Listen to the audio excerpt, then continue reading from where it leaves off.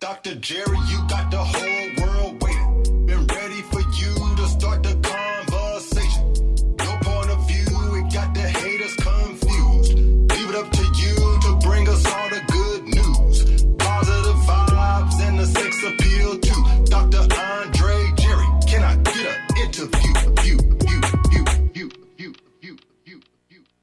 Hello, everybody, and welcome to another episode of Live with Dr. Andre Jerry, your weekly destination for bold conversations, unfiltered truth, and practical inspiration to help you unlock your best life. I'm your host, Dr. Andre Jerry, and we're broadcasting live from beautiful San Juan, Puerto Rico, and tonight's episode is a little different. Now, usually I'd say we're back with another Random Rants and Real Talk episode, but not tonight. Tonight, I'm going to expand on one of the most talked about segments from the show, the one we call Better Late Than Never. Now, Better Late Than Never is a fun segment where many of you know where I poke fun at myself for being notoriously late to everything from pop culture to movies, TV shows, music, and especially social media trends. I don't know what it is about the trends, but I'm notoriously late for those. But listen, I've had a lot of fun with that particular segment, and we're going to continue that. But for tonight's episode, I wanted to take a little bit of a different approach to the concept of better late than never. And I wanted to expand that and make it applicable to personal development. And the reason why I wanted to explore this is because I've noticed that a lot of people, maybe even some of you, have this notion or believe that you're too old to adopt new habits or a new lifestyle or just adopting something new or a better way of going about things. Listen, as long as you have breath in your body, it's never too late. It's never too late to learn or to grow or to expand. So tonight I want to speak directly to the part of you that knows that you could be doing more, but perhaps you feel like it's too late. You know, I really want to help someone out there change their mindset about that sort of thing. Maybe you have been wanting to take action on something, but not quite sure what to do or where to start. Or maybe you've had like an idea or concept that you sat on for years. It could have even been a book or something like that, but you sat on it for years, and now you notice online or in social media somewhere where someone has implemented your idea or at least a version of your idea, and you kind of think, oh, well, it's too late now. I can't do that. I know that's happened to me before, but I don't want you to feel that way, because that thing could simply just be a reminder or the nudge or the fire under your butt that you need to finally get your version of that idea out into the world. Think about this. Every business has competition. That's just the way it is. There's always going to be something bigger, a better product, a better service out there. That's no matter what business that you're in. But there's no one that's going to be able to put the special touch on that idea or that concept that you can. You bring something very unique to the table. So it doesn't matter if 1,000 other people have your same idea. Have faith in what you bring to the table, your unique difference. Better late than never. You're going to get tired of hearing me say that tonight, but that phrase might just be the key to unlocking the best part of your life. So let's go ahead and get into it. So I'm going to start by reiterating this. You're not too old, it's not too late, and you're not too far gone to make changes or to try something different. You are just one decision away from a better version of yourself. And so tonight I'm going to give you some practical, doable, real-world things that will help you level up. Okay? So let's go ahead and dig in. The first thing I want you to consider is starting a YouTube channel. Okay? Hear me out. I talked about this briefly in one of the past episodes we had, but tonight I want to kind of discuss it a little bit more in detail. So for a moment, I want you to stop thinking of YouTube from a consumer perspective. And I want you to start looking at it from a business standpoint. Put your business hat on. And it doesn't matter if whether you consider yourself a business person or entrepreneur or a stay-at-home mom, a stay-at-home dad, a retired person, unemployed, in between jobs, it doesn't matter. But I really want you to start considering creating a YouTube channel. And here's why. I know you may not consider yourself a teacher or a coach or even a mentor, but there's something that you know or something that you have experienced that, if shared, could help somebody. It could help somebody who's going through the same type of thing or something similar, and they're struggling with it. They're struggling with it, or they may feel like they're the only ones going through that particular thing. And you putting your spin on it or talking about your version of it, it's not saying that you're some guru and, you have all the answers. A lot of times what it can be is just sharing what you've gone through or venting about it. It could not only be a catharsis for you, but it could help someone else to get unstuck. A lot of people are just stuck. And I know a lot of you are probably thinking, look, I'm not telling all of my business on YouTube. I hear you. Maybe sharing personal stories and, some of your personal details aren't really your thing. I can understand that.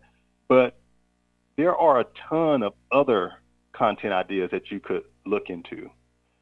Many of those topics are a lot more popular than the personal development space that I'm a part of. There are channels where 100% of the content is completely ripped off and repackaged and reused. Maybe many of you have heard about these types of channels. They're very popular on TikTok especially. It's called OPC, Other People's Content.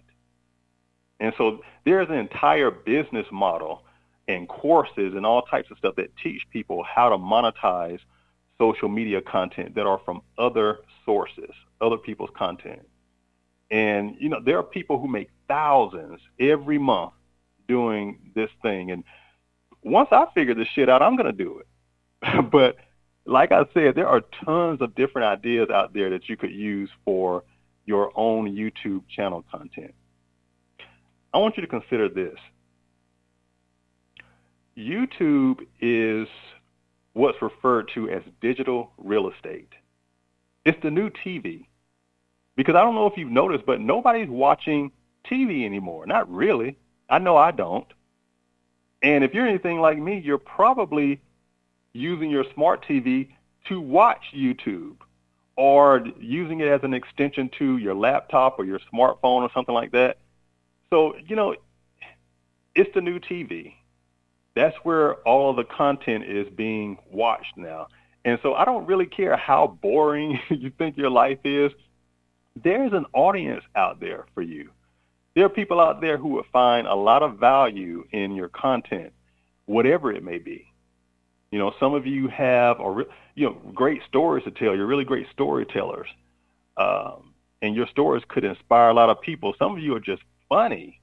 And your content could be something that just gives people a 5 or 10 minute break from their day, their stressful day or something like that. Some of you love to cook and are really great at cooking and have all types of recipes that are like out of this world or recipes that are budget friendly. A lot of people are looking up budget friendly recipes. That's an entire niche in and of itself. On the other hand, a lot of you may have been through and survived so much crap in your life that, to the point where people wouldn't even believe some of it.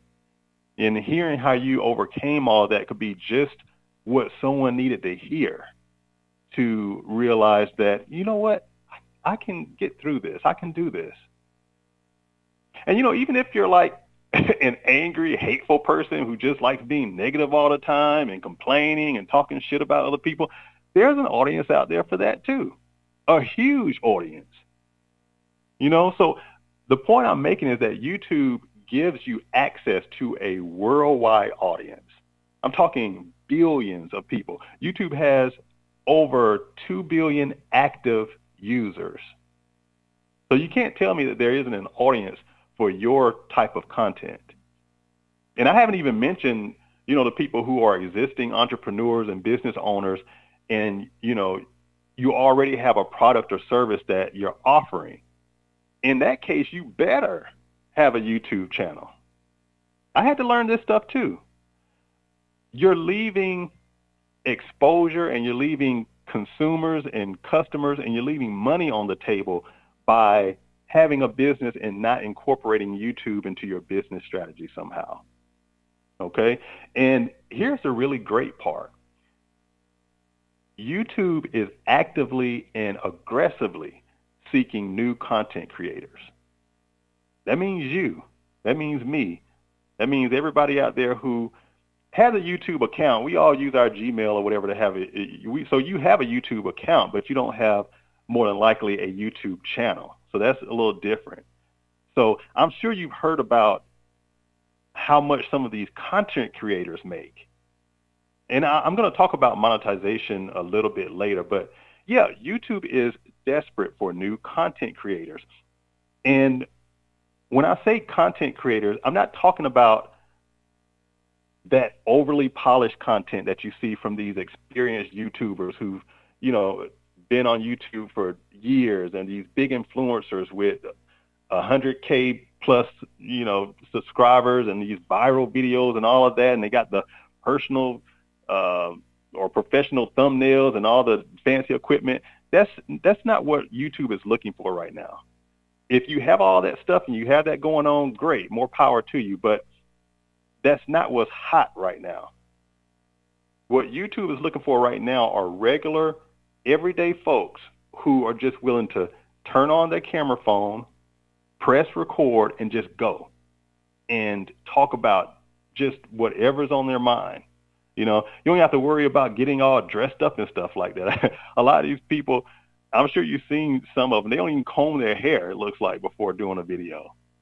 And believe it or not, those are some of the main videos that end up getting the most views because it's relatable. People can relate to someone just rolling out of bed in their robe with their coffee and their dog in their bed, and they're just disillusioned or depressed or just can't deal today.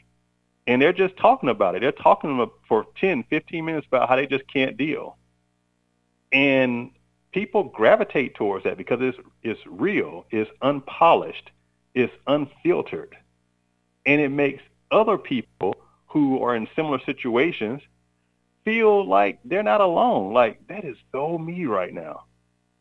And you wouldn't believe those people are getting hundreds of thousands of views, which translates into getting monetized and making a good living just telling people about your life. They're dressing how they would dress at home. They're just super cash. They're in pajamas. Like I said, they got their coffee and their dog, and they're just venting and ranting, talking about how lonely they have been over the past couple of years or how depressed they are. And then sometimes it's about how great everything is going. Look at me type thing. And there's an audience for that too. And sometimes you can follow people's journey and see them going from a slump to finding a new job or a hobby and turning their life around and breaking addictions, all types of stuff. And instead of watching sitcoms and different shows like we used to on TV, we're following actual lives of real people. And there are millions of videos of people who just record content right from their cars. Because a lot of times that's the only place where you can just have a little bit of privacy or time to yourself. Maybe they're posting on their lunch break or something, or in between Uber rides, or whatever the case may be. The important thing is just to press record and just go. Don't think too much about it. Don't rehearse what you're going to say. Just be natural and real. And let whomever gravitates to it, gravitate to it. Don't concern yourself at first with views and all that stuff and all the stuff I used to do just starting out. Don't go back and rewatch your videos. Don't edit. Editing is not in right now. Really, people don't want to look at super edited content. It's not relatable. Just record, post, and go do something else or make the next video and forget about it. Because if you go back and watch your own content, then you're going to start picking it apart and judging it and, oh, why did I wear that? And I don't like how I look in this. And it's just going to be a mess. And you're going to get discouraged, or you're going to look at the views. The views are just not going to be high starting out. Sometimes it is. It just depends on the person. But don't worry about all of that stuff. Just trust the process and keep posting. Okay? Now, I also want you to consider this. Content creating has a very low barrier to entry, particularly if you're already tech savvy or social media savvy. If you're not, no biggie, don't worry about that. All this stuff is teachable. You can learn as you go. You know, that's what I'm doing. I'm still learning myself, and I'm just sharing what I've learned so far. I still have a lot to learn with this stuff. You know, so, but listen, seriously, if you're not already in business and you're looking to start something, think about becoming a content creator. It's pretty much the easiest side hustle out there. And once you're monetized, it can start paying quite handsomely. And you may be even in a position where you can potentially replace your full-time income. So basically all you need is your phone, some good lighting, which don't buy anything expensive. Use the sun, use the best lighting area in your house, and your voice. That's all you need. You don't need a lot of expensive equipment when you first start out. You can add all that stuff later when you start monetizing and making money. So this is very beginner friendly. And, you know, the learning curve is very low. If you know how to record a video with your phone, then you know how to post videos on YouTube. It's pretty much the same thing. It's like uploading a video or sending a video via text or something. It's that level of difficulty, you know. So now there are some technical things like tagging and, you know, using keywords and SEO optimization and algorithms and all that stuff. You'll need to become familiarized with that down the road as you start to gain traction. But starting out, I wouldn't worry about any of that stuff. Just focus on your content, and your main concern is just establishing a set posting schedule. That's something I'm still working on. Establish a set posting schedule and get to your first 30 videos. By the time you get to your first 30 videos, you'll be comfortable with posting. You'll have some subscribers by then. You'll have a good audience and following. You'll start to gain your confidence as a content creator, and you'll sort of find your footing in terms of what works, what doesn't work, what type of direction you want to go with your channel. You may need to experiment a little bit with your content just to see what your audience responds best to. I know that's something I'm doing with my channels. I've experimented with different types of videos. Like I would do a few long form videos, and I'll do some shorts. For at least one of my channels, shorts seem to perform better. So I've, continue with that, stick with what works. But the point is, don't be shy about trying out different video forms and different content ideas. Some of it may fall flat. Some of it may only get 7 views. Some of the stuff you think is, okay, this happens a lot, and other content creators will tell you this. The video that you think isn't going to do anything, the one that you almost delete because you think it's so stupid, that's the one that's going to end up with 7,000 and 10,000 views. I'm just telling you, that's just how it goes, and no one can explain why, or why this video and not this one where I did this and I covered this, and it's the algorithm. No one really knows. So don't delete those old videos. A lot of these big not subscribers, but YouTubers and things like that, a lot of them will tell you that it was my early videos. One of my early videos just went viral out the blue, like years after I uploaded it. And that's what kind of propelled their channel and got them, making a decent amount on YouTube and, from 1 or 2 videos. So just keep that stuff in mind, okay? And let's talk about monetization. I want to be completely straightforward with you because a lot of misconceptions about monetization. Monetization, and we're talking specifically about YouTube now, that's a long game.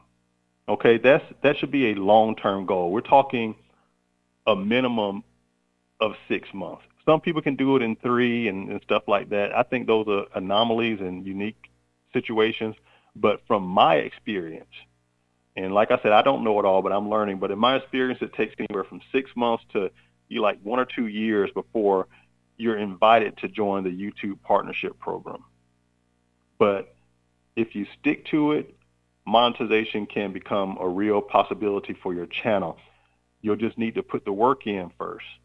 And like I said, it might take months, may take a year, maybe 2 years before you start really earning a significant income. But the key is to stay consistent and just keep improving, keep studying your analytics and seeing what works, seeing what your demographic is.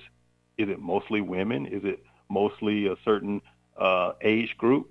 Take a look at all that stuff because it can help you tailor your content to be more acceptable to your particular demo. So just keep being consistent, keep improving, and keep engaging with your audience, and you can really build something that's worthwhile. So I'm going to reiterate, monetization, that's a long-term goal. If you're starting a YouTube channel next week, for instance, don't expect to see immediate profits, in 3 and 4 months. It's just likely not going to happen. Building a YouTube channel is really akin to, I would say, like starting your own TV network. Do you guys remember when Oprah first launched the OWN network? When that network first debuted, it wasn't the powerhouse it is today. That channel, when it first came out, it really struggled to find its footing and to find its audience. It took years for OWN to kind of hit its stride. In fact, it wasn't until Tyler Perry came along with his first soap opera, The Haves and the Have-Nots, which I love that show. When it premiered on OWN, that's really when the network started to gain momentum.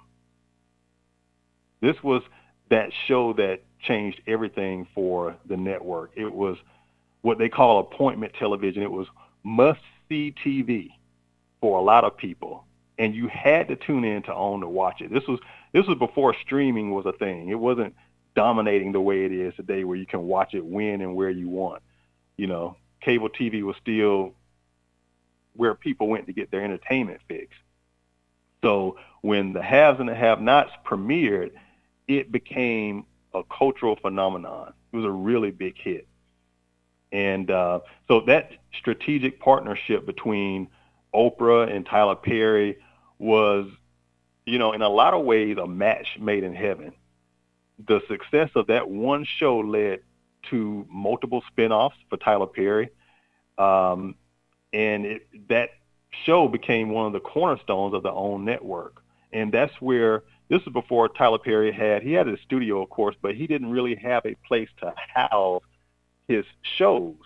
He had a few of them on, a few partnerships with TBN, but he had a lot of shows that he wanted to get aired. And so that partnership with Oprah just provided an opportunity for her and also for him. So that was sort of behind one of the driving forces behind the OWN network's rise. And, it didn't stop there. There was another big show, and I know we all remember this one, Iyanla Fix My Life. That was a real game changer. And I think that's the show, I have to go back and do some study, but I think that's the show that started to help OWN turn a profit. But that show premiered back in 2012. And the series ran for, I believe, 9 or 10 seasons. I think it was 10 seasons. So well over 100 episodes. Of course, it featured the great and wise Iyanla Van Zandt, who is a renowned spiritual teacher and a life coach. She helped to guide families and some individuals through some really difficult personal changes and challenges. And it was a reality show, but not like anything that we had seen before. This was different. It was transformative, and it normalized. This is what I love about that show. It normalized the idea of Black people seeking therapy, because it's not, you know how we are in many Black circles and families. And you talk about getting therapy, it just is like, oh, roll your eyes, or, you don't need no therapy. You just need, to go smoke a blunt or something, or to go have a drink. We kind of made light of it. Not all Black families, but just pretty much collectively, large pockets of Black people did not look, they frowned upon getting therapy. Now we take a little bit more seriously because we see it. We've seen it. We've seen, how Iyanla helped shed light on a lot of the destructive patterns of pain and trauma that runs deep in a lot of Black families, especially those carrying the weight of a lot of generational trauma. That's another whole long conversation, but just stuff that's caused by just decades of slavery and oppression and systemic racism. But it was a groundbreaking show that encouraged healing and opening up and having difficult conversations that we run from about our mental health, about our emotional well-being. And it, like I said, it took away that therapy stigmatization that's been prevalent for a lot of years. So in my opinion, Iyanla Fixed My Life. That was one of the best shows on television. I hate it when it went off. But it really offered something truly profound in terms of healing and self-discovery. And now we see numerous shows like that now. They're helping people to overcome difficult obstacles. And it gave a voice to stories that we just don't typically hear about. So it really was a cultural milestone in the realm of personal development, which is the space that I occupy. So I was really excited about that show and what it did for the OWN network. So I know that was a bit of a rant, but, just keep that in mind when you start your own YouTube journey. Remember that the road to success is not going to be a straight path or a straight line. It's going to take time, and it's going to take some persistence, and it's going to take a lot of courage, because you know how people can be in the public sphere, in the public space. You may get, I haven't gotten a lot of negative comments. I really haven't, but depending on your subject matter, you can get some really interesting people. The best thing about that is just to block them or ignore them. A lot of those people, when they're coming to a platform, someone else's platform or channel, to be purposely or intentionally negative, a lot of them are just seeking attention and have their own mental things going on. So it's just, the more you can ignore things and people like that, the better off you'll be. But definitely that shouldn't be something that, prevents you or makes you hesitant to start your YouTube journey. Okay? So, yeah, that's something that I really want you guys to take a look at. And remember, it's going to take some time to get to the monetization. They have it set to where in order to be invited into the YouTube partnership program, you have to reach certain milestones. You have to have at least 1,000 subscribers. I know that sounds like a lot, but you can get there really fast. Fast meaning 3, 4, 5 months, depending on how often you post. And you have to attain 4,000 watch hours. Now, I'll be honest with you, that particularly if you lean more on shorts for your content, it can take a while. It can be a bit of a challenge to get to those 4,000 watch hours. But again, that's where consistency is going to be very important, and just having a regular schedule where you're posting. All right. So like I said, it takes time, but trust me, if you stick with it, the rewards will definitely be worth it. Okay, listen, we're going to stop here and take a quick commercial break, but I don't want you to go anywhere, because when we come back, I'm going to dive into some more better late than never content. Specifically, I'm going to talk about how to replace bad habits with healthier ones, and why this is one of the most crucial steps that you can take for your own personal growth and development. So stay tuned. We'll be right back. Hi, I'm James Baller of Artist First Radio, and I would like to tell you about a fascinating new book from Crime Beat's Ron Chepsick and co-author Mike Rowe. It's titled Robin Hood of the Hood, The Life and Times of Teddy Rowe, Policy Kingpin, and it's published by Strategic Media Books. The book is a historical account of Theodore Teddy Rowe, who courageously fought the Chicago Mafia, more commonly known as the Outfit, for control of the lucrative policy racket in the Windy City. Policy, often called the numbers, is a form of illegal gambling or illegal lottery, played mostly in poor and working-class neighborhoods in the United States. In Policy, a bettor attempts to pick 3 digits to match those that will be randomly drawn the following day. For decades, Policy had been a staple in the black community, but when the white mob flexed its power in the late 1940s, many policy kings knuckled under the pressure. Not Teddy Rowe. Rowe famously told mob bosses that he'd rather die than give up control of his operation. Robin Hood of the Hood chronicles an exciting chapter of Chicago history. Go to the Kindle store at Amazon and buy it for just $2.99. For information about this book and other titles, please go to strategicmediabooks.com. That's strategicmediabooks.com. Welcome to another broadcast of Spiritual Concerns, the Deborah Ruffini Show on Artist First Radio Network. We're live from England on Saturdays and Sundays, 3 p.m. New York, 8 p.m. London. All past shows are podcasts. Find them at artistfirst.com. I'll be your host, where issues relating to the spiritual matters of concern will be largely examined and discussed. Enjoy the show. Looking for your next car? Amazon Autos has you covered. With just a few clicks, you can shop a wide selection of new vehicles, compare prices, read reviews, and even arrange pickup or delivery, just like ordering anything else on Amazon. It's the future of car buying. Simple, transparent, and all online. Backed by Amazon's trusted network and partnering with local dealerships, Amazon Autos is redefining how we shop for cars. Visit amazon.com/autos and drive into the future today. You're back live with Dr. Andre Jerry. Hey, everybody. Welcome back. So if you're just joining us, we covered some powerful topics so far. We're going to dig into some more better late than never topics that I've been meaning to talk about for a while. So let's go ahead and get into it. So I touched on this a little bit last week, but I felt led to dig into this topic a little bit more because I feel like it would be beneficial for a lot of people. And this is part of the show where if you have little ones who are listening or, close by, you may want to send them in the other room because, a little bit about what I'm about to share is adult content and may not be appropriate for children. In fact, I know it's not appropriate. So just go ahead and usher your babies out the way. Sit them in another room. I'll wait. All right. So this is going to be classic oversharing from Dr. Andre Jerry, but y'all know how I am on this show. And I can't even blame it on alcohol because, I don't drink during the week anymore, only on the weekends.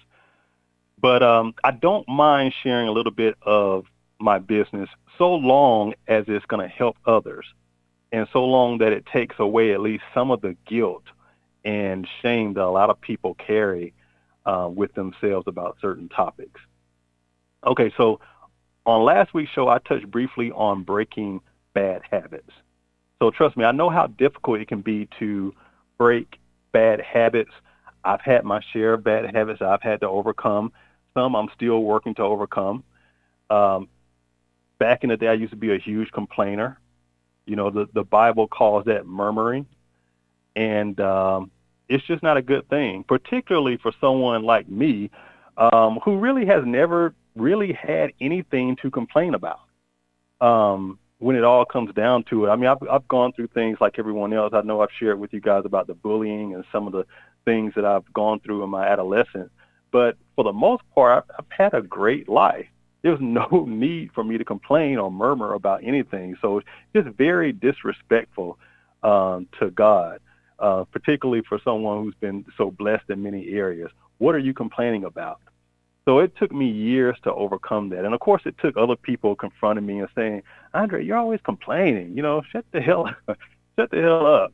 And every now and then it creeps back in, when I'm having a brat moment, but for the most part, I've been able to weed that complaining habit out of my life. And that came from having a lot of negative mindset. I had a lot of negative thoughts. I've shared with you guys because of some of the traumas I've experienced in my adolescence. I was very angry. So I carried around a lot of anger, and especially from the bullying, and not standing up for myself. So I would literally look for arguments and fights so I can redeem myself for, getting slapped at one time in front of the school. So I went through a phase where I was very angry and argumentative and complaining and, a big revenge seeker. If anyone effed with me, I was going to get them back. I'm not the person you effed with. Just carrying around this just huge chip. All through my 20s and a little bit through my 30s as well. I had to work through that stuff. I had to work through the heavy drinking. That's something I'm actively working on. I'm 2 months into my new routine where I only drink on the weekends. And I've shared with you guys, it was really difficult at first. I was mad at the person who suggested it. I was mad at myself for, taking on the challenge. But I wanted to prove to myself that, one, I'm not an alcoholic, Two, I don't have this, this addictive nature. Like, if I want to stop doing something, I can do it. So that was another, the challenge aspect of it. And it's gotten a lot easier. I remember this past weekend, I don't think I even drank on Sunday. And, when I first started this new regimen, I was over drinking on the weekends because I was, just going crazy Monday through Thursday, not being able to have a drink. And so I would down a bottle of wine and a bottle of Tito's wouldn't last through Saturday. But I've noticed that over the weeks, over the past 2 months, all of that has kind of curtailed. So I'm not drinking throughout the week. That's not an issue anymore. In the weekends, I'm not doing all this binge drinking stuff, So I'm noticing the change, and it's for the better. So some things I'm still working on, but yeah, the heavy drinking, definitely working to overcome that. I touched on this last week, and this is the one where I wanted you to send the babies out of the room.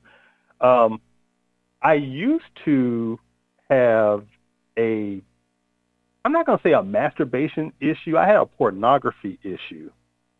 And it wasn't something that was excessive, but in my mid-20s, I just started to notice how I felt after watching pornography.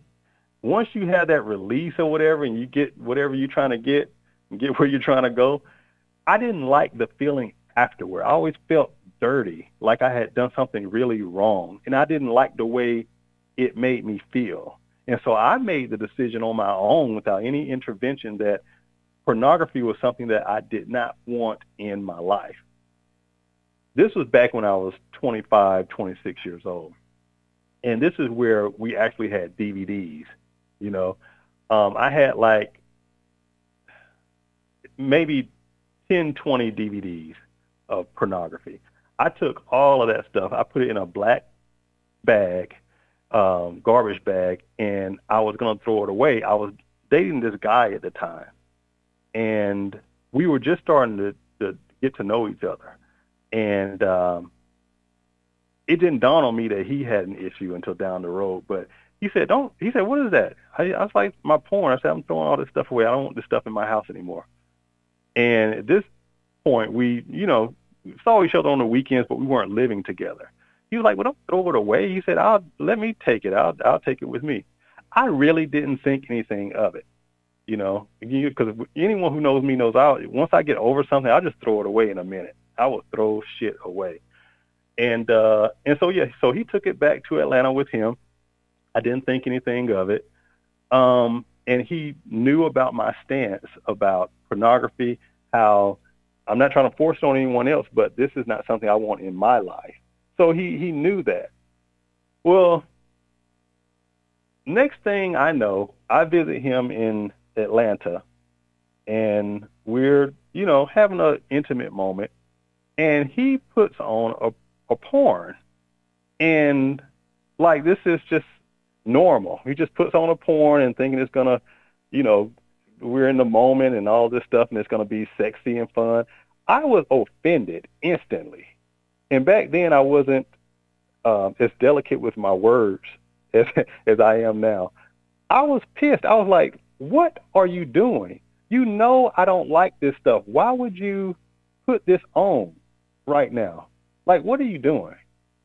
And I was just so offended and mad about it. And even at that point, I didn't understand or realize that he had an addiction to pornography.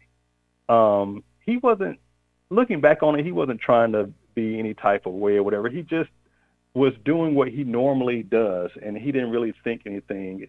There was no malice behind it. But I drugged that shit out for so long. I was like, I just can't believe you did that. Don't watch this stuff around me. Don't watch it in my presence. You can watch it all day long, 24 hours a day. When I'm around, do not have this shit around me. I don't want to see it, And so it just, from the onset of that relationship, which lasted, I don't know how it lasted 13 years. I don't know how it lasted, because this was early in our first year, and this was a huge hurdle to overcome. He just pissed me off. And so we finally got over that. But, a lot of angst and issues in our relationship was because he was constantly fighting this pornography addiction. And because it was something that he was dealing with, I fell back into it. You can't be in a relationship with somebody who has a pornography addiction and not be impacted by it. So he normalized it for me, pornography. It became normalized again. It was like, Andre, it's not that big of a deal. You're not killing anybody. It's just harmless. This is something you do in the privacy of your own home. So it became this normalized thing, and it got back into my life. But I was always resentful toward him for that. And that infected a large part of our relationship, because I still to this day I can't stand pornography.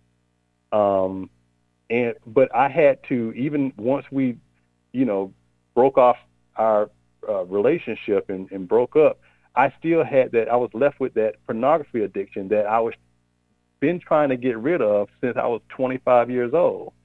So I just had a lot of residual anger from that, and it just took me so long to finally get over that. And I bring that up not just to be graphic or crass. When you have strongly entrenched habits like that you really want to break in earnest, it can be done in your own strength, but you really have to lean on God for some things. And if you're not a big God person or whatever, I'm not judging you, it's going to be hard to do on your own. Get a support group or a friend that is supportive, that you can talk about, oh man, I almost watched porn today. And it's just someone who don't try to go through it on your own. That's something that, because of the shame and the guilt I had from watching pornography, and let's be honest, it was gay porn, so it was like a double whammy. So it's not something you jumped up and down about talking, to other people about. It was shame, So that kept me in the dark and hiding it and trying to deal with it on my own for years and years, and making it to 2 weeks and making it to 2 months, and then falling off the wagon and feel like you're starting all over, and how you feel like you're never going to break it and you're just hopeless. Until I just gave that stuff to Jehovah. I just gave it to God. I was like, look, Lord, I don't want to watch this stuff. I know you don't like me watching it.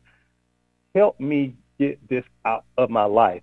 It's bad enough I'm already doing XYZ lifestyle, which I had my own issues with. That's a whole nother episode. But I didn't want to indulge in pornography. It just did not make me feel good. And so once I started to invite Jehovah into my business and in my new goals I was trying to establish, it got easier. It became less impossible. And then something that helped me as well is I learned the psychology behind forming new habits. And this is what I touched on last week. When you're trying to break a bad habit, don't focus so much on that bad habit and, I've got to break this. Replace it with a better habit that's non-destructive. for me, every time I got the urge to watch pornography, I picked up my Bible, because it was this thing to where I was doing it in the morning. You know, it was like part of my routine, and that came from that, relationship I was in, picking up other people's habits.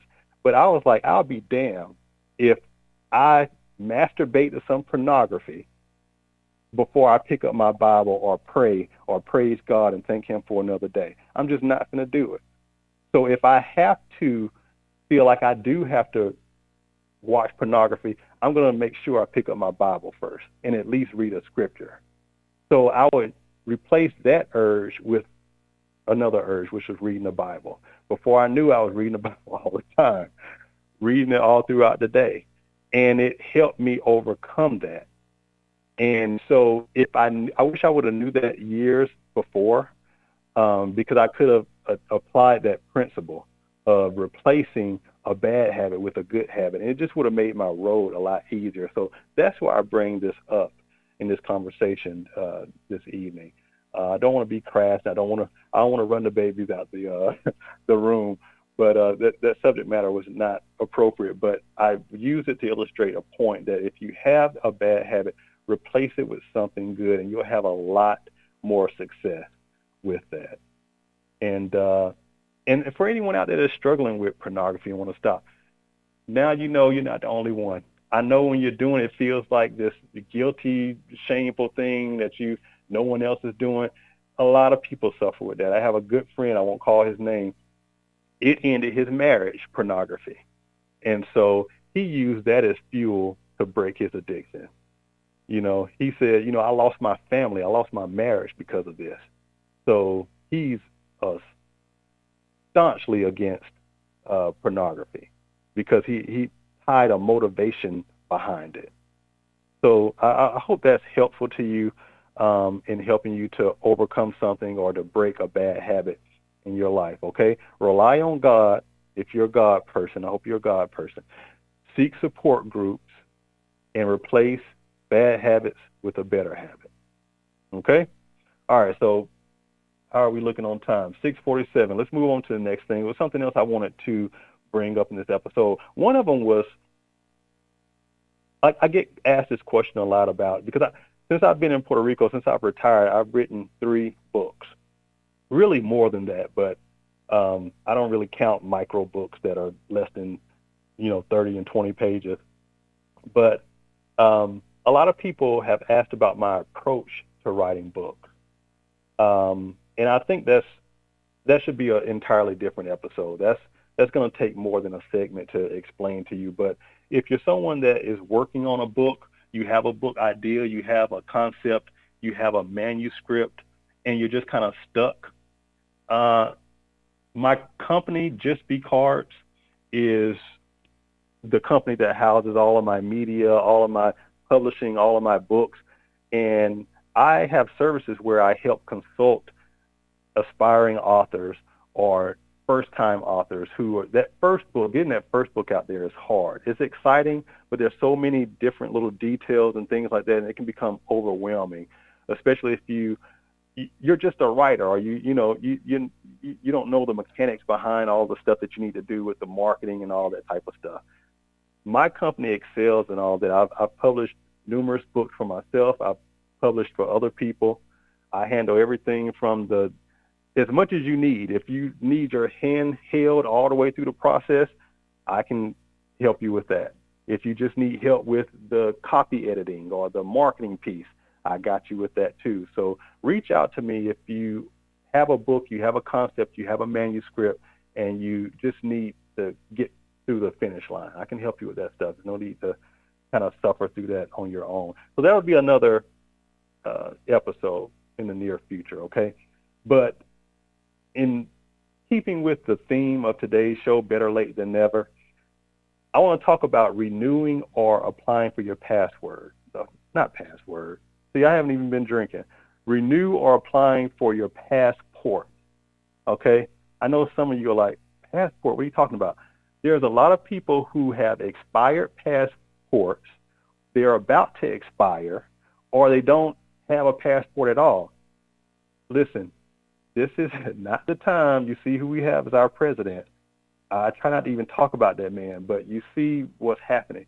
This is not the time to not have access to a passport so you can get out of the country, okay, if you need to leave for a couple of weeks or a couple of days. It's just something you need to have. It's only $75. You go to your local post office, or there are services that do the whole thing for you. But the bottom line is that you and everyone in your household rather, needs to have an updated current passport, okay?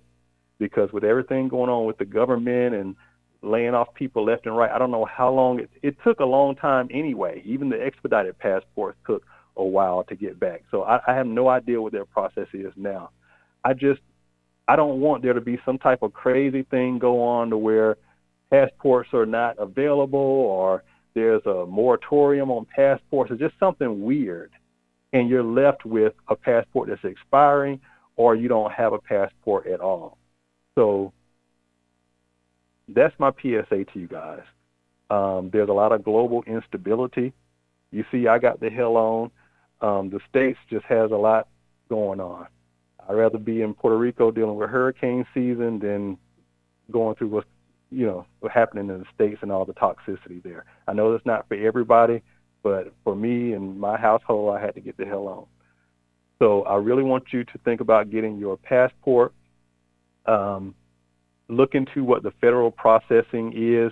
The last time I checked, the turnaround was as little as 6 weeks all the way through 12 weeks to process, if you just choose the normal route and not go to expedited route, okay? And I do urge you to pay the little extra money to do the expedited. But you just want to be prepared for things that could happen, or unexpected travel opportunities. You never know. You may have a generous friend or family member that says, hey, I'm going to Jamaica, and I bought a ticket for this person, but they told me at the last minute they can't go. Do you want to go? Oh, girl, I would love to, but I don't have a passport, or my passport expired last year. Be ready for opportunities like that. I'm speaking it into existence. Someone is going to invite you somewhere. You need your passport, okay? And again, it's just about liberation and freedom and just exposure. If you have the resources, if you have the connections, go explore. Even if it's just to Canada, go take a drive up to Canada, see something different. If they let you in, Canada is not really feeling us right now from the little bit of glimpses I've been catching on the news. Stop watching the news too, read my book, Unlocking Your Best Life. It's on Amazon. Stop watching the news. It's just programming you to worry. It's programming you to have fear. I'm not going to get into it. It's a whole nother episode. But the thing for this show is better late than never. Get your passport if you already don't have it. And if it's expiring, then make sure you get it renewed ASAP, okay? Because no one knows what's going on in this crazy environment that we're in right now, okay?